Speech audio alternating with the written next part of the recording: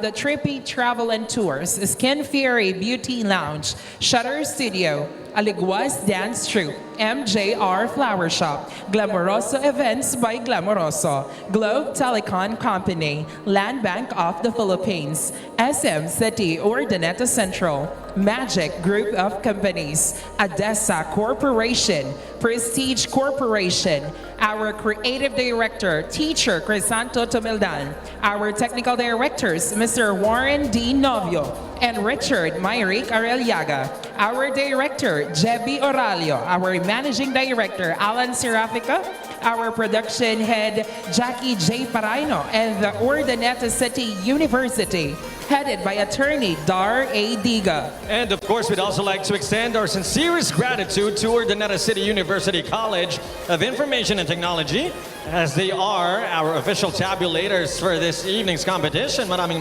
salamat po.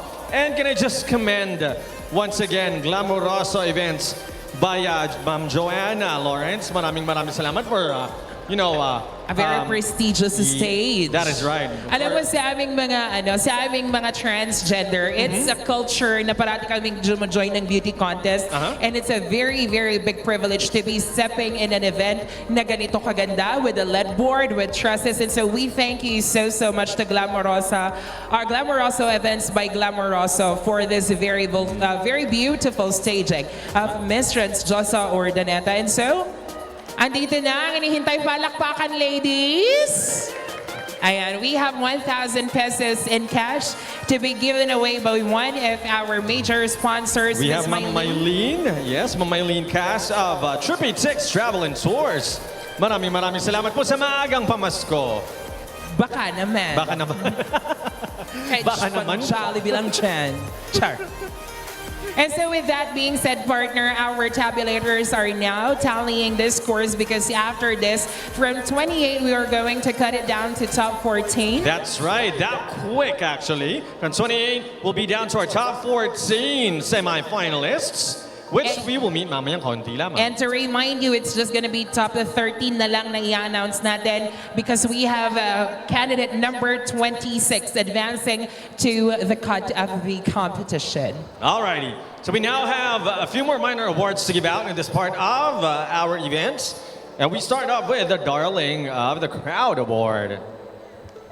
Darling of the Crowd. So the lady who's most favored by our audience. Ladies and gentlemen, sino ang inyong darling of the crowd? Isigaw ang number. Tingnan natin kung sumang-ayon ang resulta, partner. Our darling of the crowd is none other than our Transdyosa number. It's candidate number 8 from Barangay Kamanang. All right, congratulations. Without a doubt, I believe.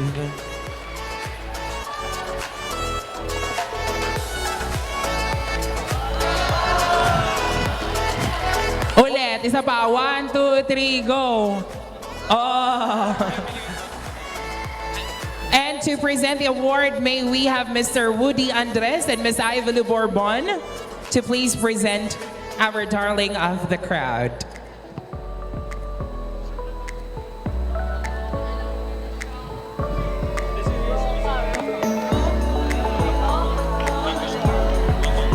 Let's proceed to the next award. And this is our Miss Prestige Award. Of course, to be awarded by Mr. Manix Carancho. And may we have Mr. Crisanto Tomildan to please present the award, please. For our Miss Prestige International Award.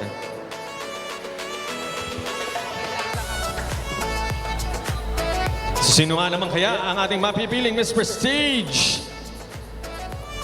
This evening, alamin po natin yan maya-mayang konti. In the meantime, congratulations once again to the darling of the crowd, and she is Transdyosa number 8. Of course, to be awarded by Engineer Woody Andres. Wala daw po bang beso-beso dyan? Ay, bawal pala. Kanino ba sa'yo? Bawal, be. Bawal pa pala. Partner. Sorry. Flying kiss na lang for the meantime. As much as we'd love to give out beso-besos, medyo iwas muna tayo dun ngayon. Yes. Just to be safe. Of course, we value everybody's safety tonight. Yan po ang ating top priority. That's why we are requiring our live audience to present their vaccination cards Correct. upon entry.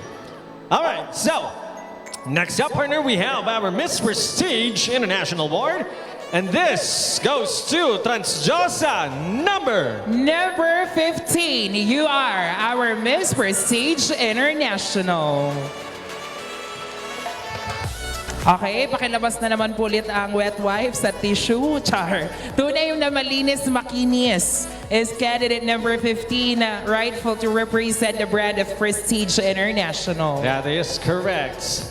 Walang bahid, walang duda. Walang palapalabok. And so, let's proceed to our next award. Our next award is our Best in Long Gown. All right. At this point, may we have Miss Marveline Fernandez, Miss Ina Bacalanmo, and the reigning Mutya ng Kabataan to present the award.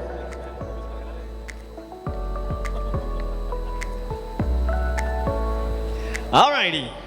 So we're now about to be giving out our Best in Long Gown for tonight.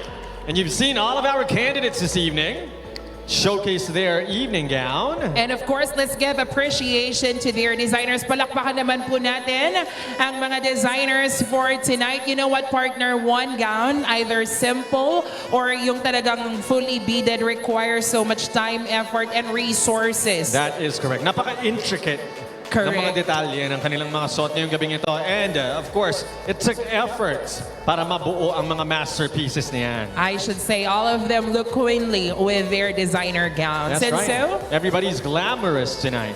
Alrighty, so our best in evening gown, ladies and gentlemen, is...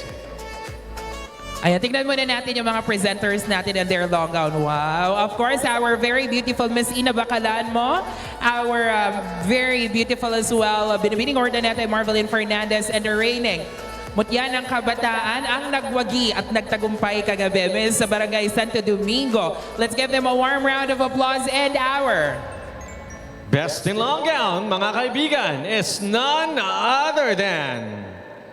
May we request you to come back right there at the center. Ang ating best in long gown, mga kaibigan, is our contestant number... Bini number 15, Barbie C. Rosario, is this year's best in long gown.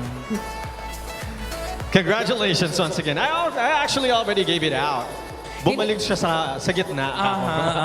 At hindi na rin naman may kakaila that look at number 15 and the rest That's right. of the ladies. All of them look exquisite and very sophisticated and regal on their evening gowns. So thank you so, That is so much, correct. ladies. It is for- indeed. It was a parade of beauty and glamour in the Definitely. evening gown competition. So congratulations to all of these ladies tonight.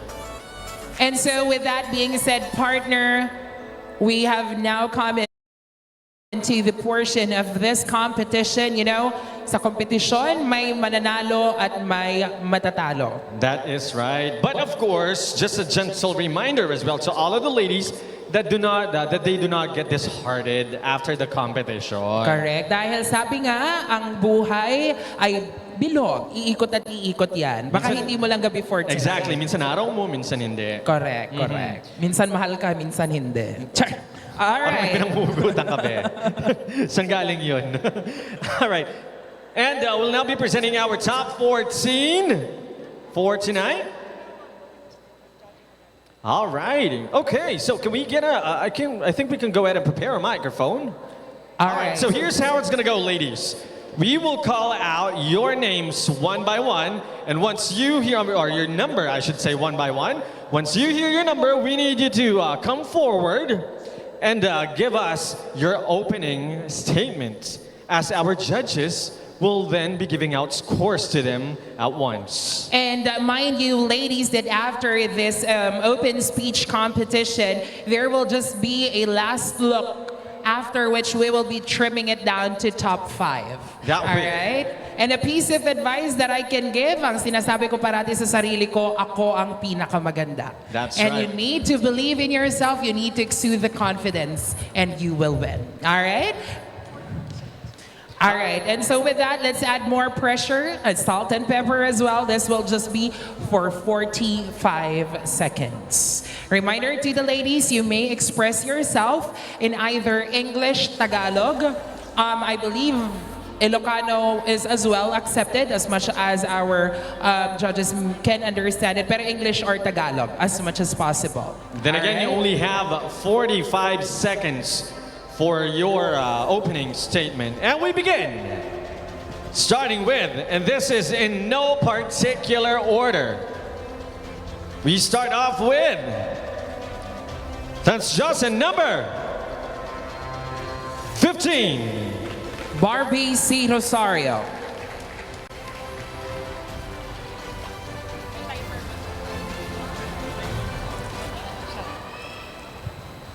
Good evening.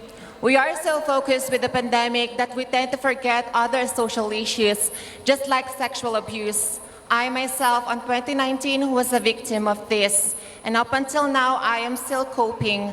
I put myself in a box, and I was so scared for people to judge me. But hey, people like me have a right to stand for ourselves.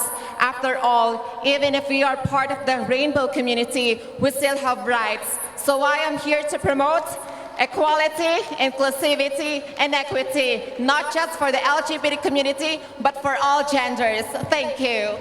Thank you so much for your advocacy, Barbie C. Now, let's have Binibini number 26.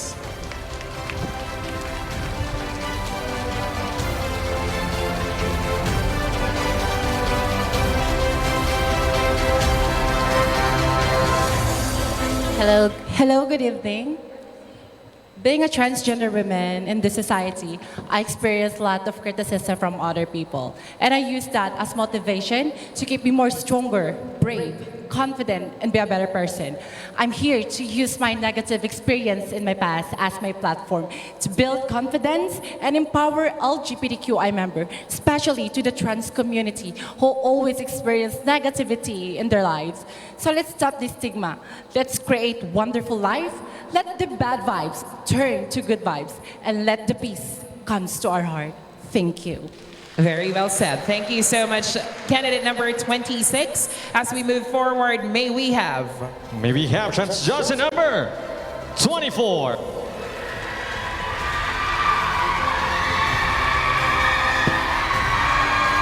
So much love for her tonight. as well. May we request the audience to please refrain for the meantime. Go ahead. There was once a bird locked in a cage of shame, fear from discrimination at not being accepted by the society. But that bird found her strength to find freedom to express her thoughts, feelings, and ambition. Yes, that bird is me. That bird is me. That's why I'm standing here, to be a voice and advocate of love, acceptance, equality, and strength. Whatever your gender, age, or color, you, I, we deserve to be loved and show the real color of our hearts. Thank you so much for that. Number 24, let's move forward. May we have Mara Zulueta, Binibini number 22.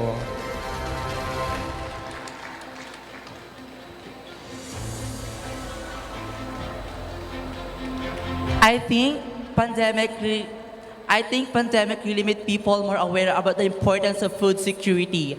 That is why I want to promote food equality in our society. It is my way of honoring my heritage and helping fight hunger. Because when people are no longer hungry, they are no longer desperate, and they can dream about bigger things in their future. As an advocate and as a member of the LGBTIQ plus community, I actually recently started my agriculture adventures a year ago, and it elicited me to know that there are many opportunities in farming that we have yet to discover. I find it very exciting, and I hope that you'll be part of this advocacy too. Love and concern should always win. Thank you so much and good evening. Thank you so much, Binibini Mara Zulueta 22. Let's move forward. All right, next up, may we have number 12.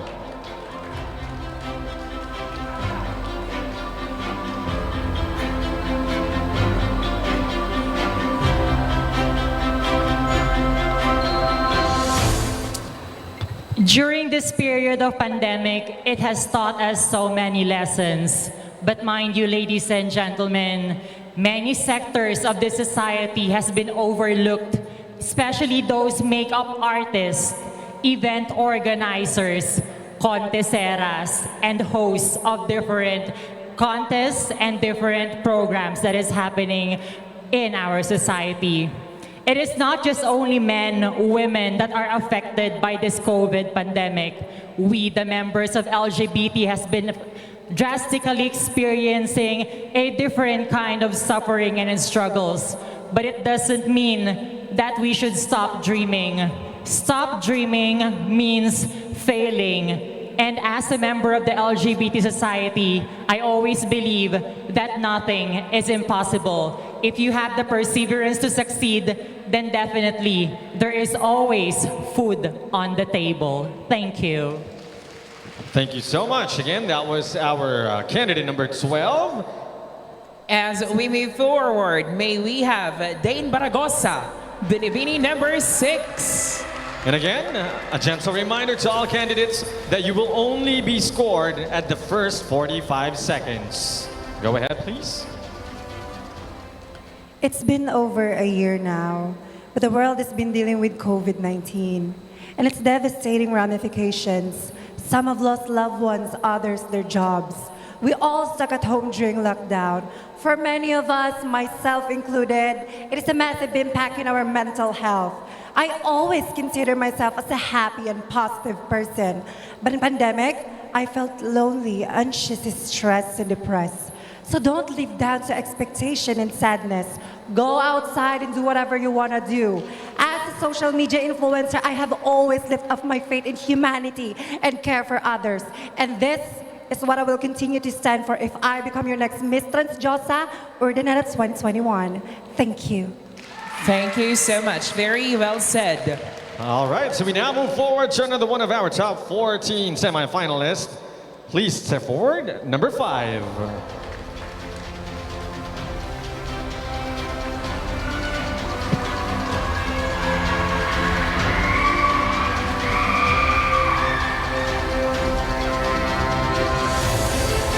Hello, good evening. I came from a broken family. At the very young age, I've realized that life is not that easy for me. So I know how hard it is to pursue one's dream with no given opportunity. I stand here tonight to have a voice, to fight for my advocacy for underprivileged children. And I encourage everyone to feel empathy rather than pity. And I believe with Miss Transdyosa, I will make a big difference. And together, let us save their future. Thank you.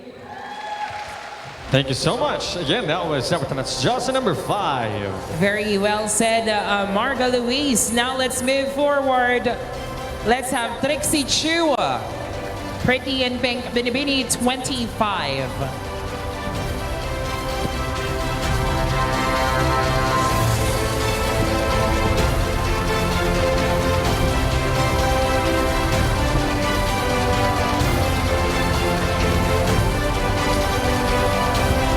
As an SK official, it is an honor and responsibility to serve my hand to help other people, to manage time, and to lead people.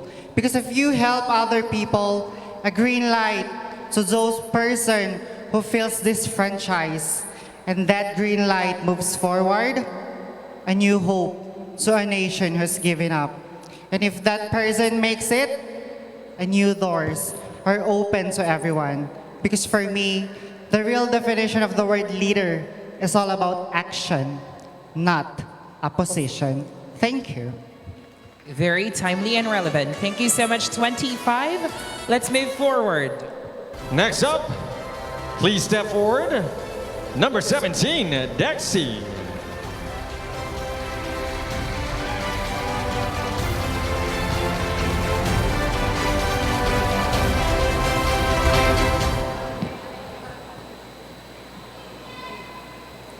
COVID-19 pandemic has been a serious health issue affecting in our whole world. And I want to tell that I am a survivor of this adversity.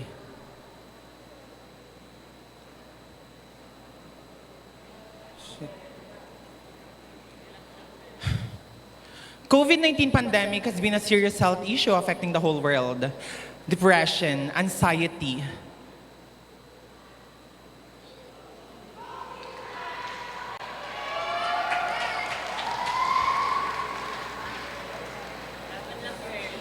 Kaya ka ba?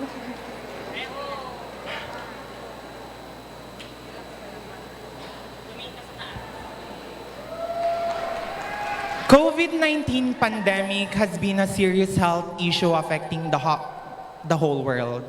Anxiety, depression, stress, and devastating experiences had been very evident in these difficult times. Yes, I am not exempted. I almost took away my life by my own hand. And I want to tell to everyone that I am a survivor of this adversity and personally experienced emotional turmoil and mental disturbances. And as a member of LGBTQIA+ community, I would like to spread awareness to the people who are suffering from mental illness, an inspiration to the humanity, especially in giving equal opportunity. As I firmly believe on what Katrina Gray once said, that there's no darkness that our light cannot overcome. Mayatin tatta urdaneta. Thank you so much, Candidate 17. As we move forward, panipis ang linya. That's true, partner. And so with that, we have Scarlett Gale Binibini number 3 entering the cut.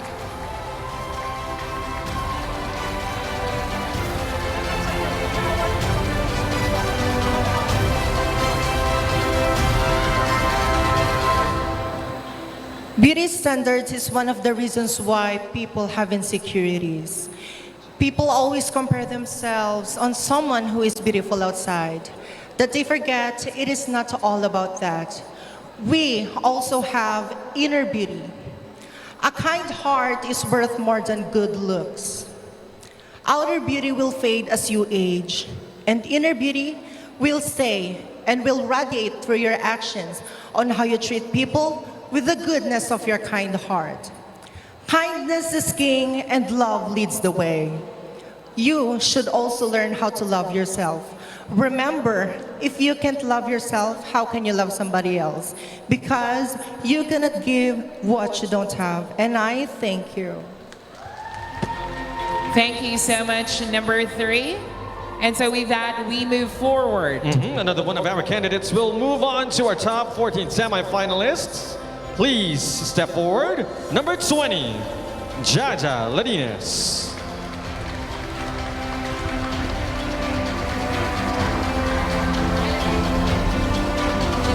Hello. Good evening, Urdaneta. I'm standing here tonight to prove something about my gender, that being part of the LGBT is not a disability. I've always been advocate of art, beauty, and fashion. This passion I've been sharing by becoming the trainer and choreographer of most of the event and competition that started in my beloved barangay, Barangay Kayambanan.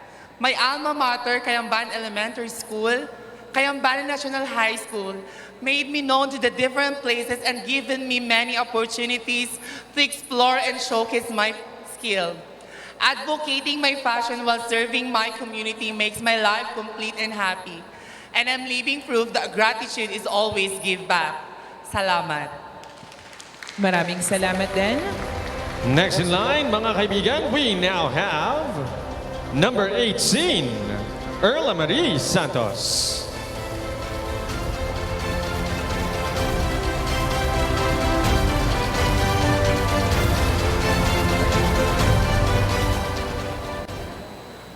Growing up in a broken family and being a transgender are two different and being a transgender are two different situations.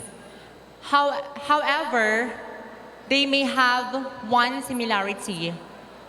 I seek for love, attention, and acceptance. Life is unfair, and it will never be fair. And it will never be fair.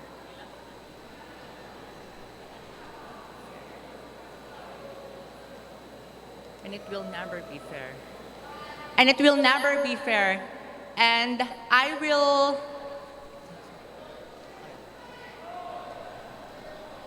growing up in a broken family and being a transgender are two different situations. However, they may have one similarity. I seek for love, attention, and acceptance.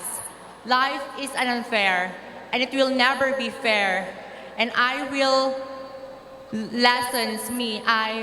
sorry, thank you. Thank you so much, still. Candidate number 18.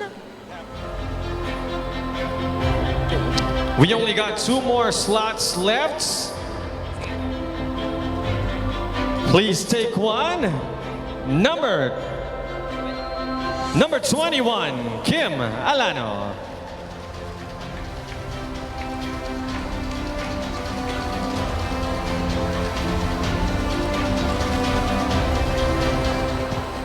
I am a person with full of positivity. I usually project happiness, joy, and eagerness in everything that I do. But life is sometimes a little tough one. It taught me to be strong after my mom went gone due to kidney failure. I promised to my mom to achieve my dreams. That's why I went back to school and fought hard against the odds. I applied for a scholarship and worked hard to sustain my needs. I will proudly share my story because I believe in today's era with the pandemic that a dream becomes a picture of possibility. We should have a strong heart and prepared mind to turn that pictures into reality. Thank you.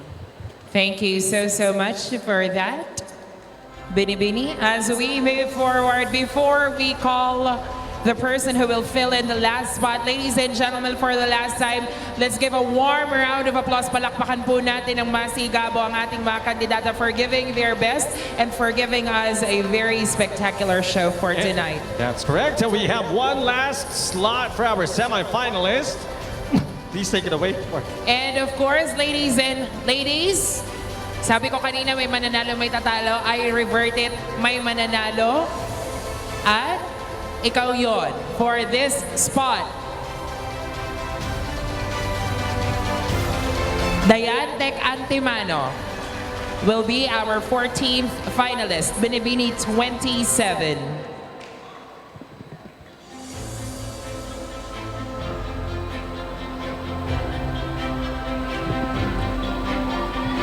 This COVID-19 brought me into a realization to always trust in my divine timing and to strengthen my spiritual connection. And with that, I believe that God has a purpose for all that is happening in this world. Be it something good or something unpleasant, because He never willed our life to be uncomfortable. So when a turning point seems so terrible, later, we will understand that the wonderful thing compensates for the seemingly hopeless incident. Very often than not, our lives become better. Indeed, it is a blessing in disguise. Trust in Him always, because He never let us down. And with that, let me state my favorite verse, Proverbs 23:6. Train up a child in a way he should go, and when he is old, he will not depart from it. Thank you, and God bless us all.